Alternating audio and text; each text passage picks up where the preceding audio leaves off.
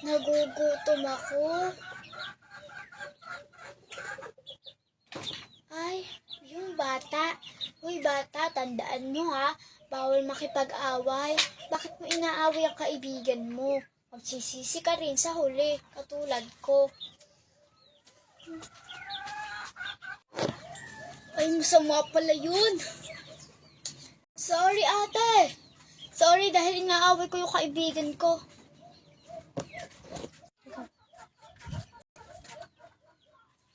Ay, kanino to, Ivan? Para sa akin ba to? Ay, salamat. Kasi gutom na din ako. Ang bait naman pala ni Ivan na bata. Sorry ako sa kanya.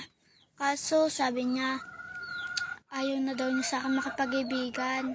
Matuto kayong magpatawad ng mga kaaway niyo. Katulad ko.